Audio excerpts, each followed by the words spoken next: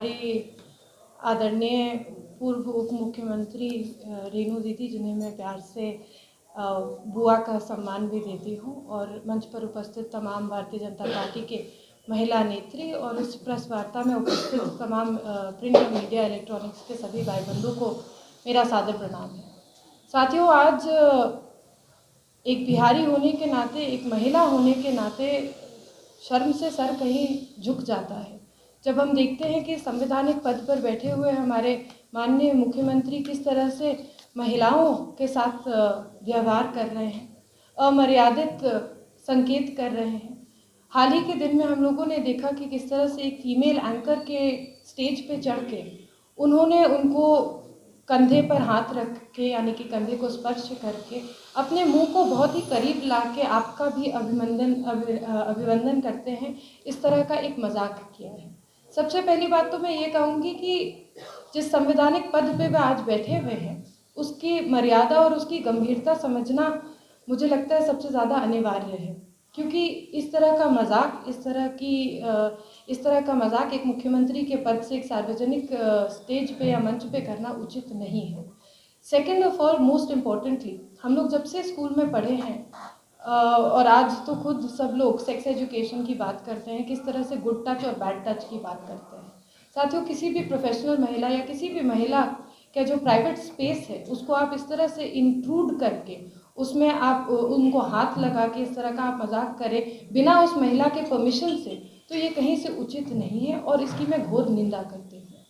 ये हुई 21 तारीख की बात। इससे पहले अगर हम लोग विधानसभा में उन्होंने किस तरह से सेक्स एजुकेशन के ऊपर ज्ञान देते हुए अमर्यादित भाषा और संकेतों का प्रयोग किया था, ये हम सभी लोगों ने देखा। उन्होंने उस दिन बिहार और बिहार वासियों का सर शर्म से झुका दिया था। देश और विदेश में एक तरफ आदरणीय मोदी जी के नेतृत्व में भारत की चर्चा हो रही है, भारत आगे बढ़ रहा है, लेकिन जब हम बिहार की बात करते हैं तो मुख्यमंत्री के इन हरकतों के कारण बिहार वासियों को शर्म से सर झुकाना पड़ता है। लेकिन साथ साथ उन्होंने अपना सर भी शर्म से झुकाया जब खुद ही उन्होंने दोनों सदनों में जाके एक माफ़ी मांगी और उनको ये एहसास हुआ कि उनकी जो की हुई हरकत थी वो पूरी तरीके से गलत थी और बिहार के हित में नहीं थी। उससे पहले जिस तरह से अभी आपको आदरणीय रेणु देवी जी बता रही थी, मैं आप लोगों को याद दिला दूँ कि एनडीए की बैठक में भी निकी हेम्ब्रम दीदी के साथ भी इसी तरह का व्यवहार उन्होंने किया था। अगर एक महिला जो जनप्रतिनिधि है वो आपके सामने एक बैठक में कोई अपनी सवाल रख रही है, कोई सुझाव रख रही है, तो क्या ये उचित जवाब है कि आप उनको पलट के बोले कि आप तो बहुत सुंदर है, इस तरह की बात क्यों कर रही हैं? क्या सुंदरता और सुझाव देने की मतलब क्या तालमेल है, ये मैं आज तक समझ नहीं पाई। साथियों, जब भारतीय जनता पार्टी और जदयू का गठबंधन हुआ था, यानी कि एनडीए का ये जो गठबंधन था, तब हम सब लोग एकजुट आए थे और बिहार के गार्जियन स्वरूप बिहार के तमाम नेताओं ने, एनडीए के नेताओं ने और बिहार वासियों ने नीतीश कुमार को एक मुख्यमंत्री, एक गार्जियन के रूप में देखा था और उनको उस कॉन्स्टिट्यूशनल पद पे बैठाया था। लेकिन उस कॉन्स्टिट्यूशनल पद पे बैठने के बाद उन्होंने गठबंधन तोड़ के हम सभी लोगों का अपमान भी किया और जिस पार्टी के साथ, जिस भ्रष्टाचार के पार्टी के साथ उन्होंने ये गठबंधन जोड़ा है, ये स्पष्ट हो गया है कि ये जो दबाव है, जो मेंटल प्रेशर है, जो स्ट्रेस है, उनसे झेला नहीं जा रहा है और ये जो स्ट्रेस नहीं झेलने का कारण है वो आज तरह तरह की हरकतों से सामने आ रहा है।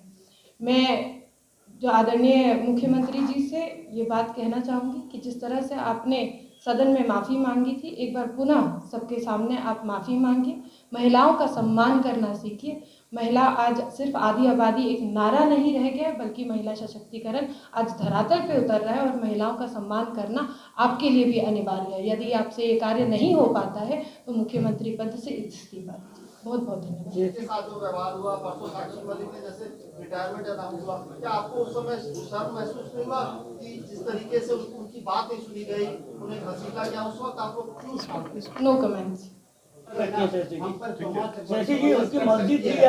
नहीं, देखिए, हमारा जो स्टेटमेंट था वो पूरी तरीके से क्लियर था। हमने बोला कि किसी भी महिला के परमिशन के बिना ये हरकत नहीं होनी चाहिए, ये मेरा स्टेटमेंट है। उनकी मर्जी थी, नहीं थी, आपको पता है। ये तो आप देखिए, अरे आप इसको बात मत बनाइए, एक महिला की बात देखिए, आपकी बेटी, बहन और सभी हर तरह के रूप में आप देखते हैं। हजरत का मामला एनडीए के समय का था, तब उस समय आप लोगों ने ये मामला क्यों नहीं उठाया? शायद आपको जानकारी नहीं है, उस वक्त भी ये मामला उठा था। इनफैक्ट एनडीए की बैठक में भी ये मामला उठा था।